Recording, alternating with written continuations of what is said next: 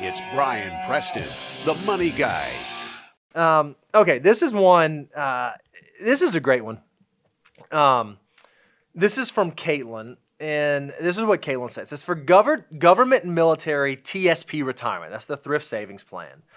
Would you suggest using the targeted retirement date? So inside the TSP plan, if you're not familiar, they have some life cycle funds, which are basically target retirement funds.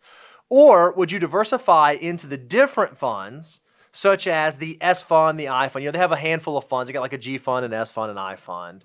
If I'm a TSP participant, or I'm going to say any 401k participant, should I use the life cycle funds they make available, or should I consider using the individual investment options they make available? So here's something. I'm going to set this question up for you because I want to hear your thoughts on it. Because I know one of the benefits of the TSP plans, those investment options are dirt cheap. They're dirt cheap. Super So low cost. so how do you balance? Because I want to hear your answer balancing the low internal expenses of the individual TSP offerings versus looking at some of those more diversified options. Yeah, so I think the way that I would answer that question is ultimately, Caitlin, it depends on your unique situation, where you are in your financial journey. If you're someone who's just starting out and you're just beginning to build your army of dollar bills, you've heard us say this before, we love life cycle funds. We love targeted retirement index funds, especially for younger folks, because they're going to be more aggressive. While you're young, they're going to be aggressive. They're going to naturally get you some diversification, and they're going to allow you to adjust through time as you age.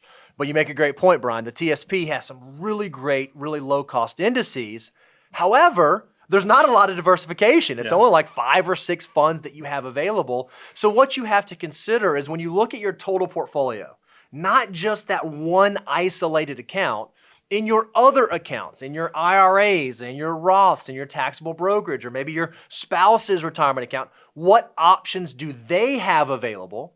And you kind of have to pick a best of each world, right? So one thing we try to do when we look at portfolio design for clients is we don't ever try to design each individual portfolio by itself. We look at the entire pizza pie, and we might look at one portfolio and say, man, the domestic equity options inside this 401k just aren't great. You know what we're going to do? We're going to get the domestic equity exposure via the TSP plan.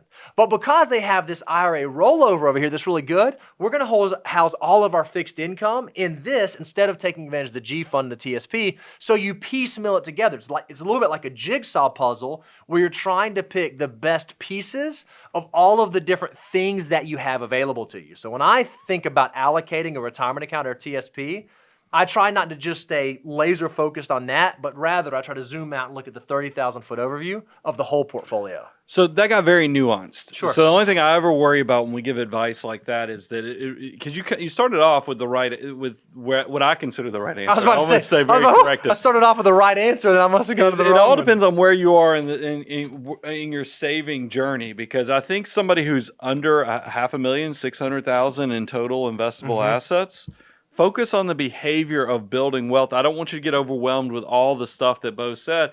The life cycle funds, the index target retirement funds, all those things are going to make your job very easy of building wealth. I do think you can take the nuanced advice after you've built that critical mass. That is something just to be very aware of, because I just want to make sure our messaging is clear to you guys, because there's so much noise out there where people are selling systems, people are trying to get you into individual stocks or into options.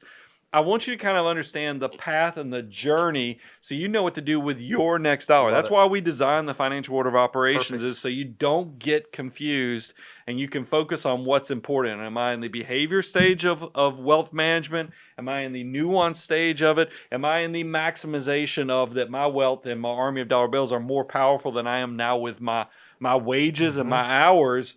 All those things are going to have different components of complexity and different things you need to focus on to maximize.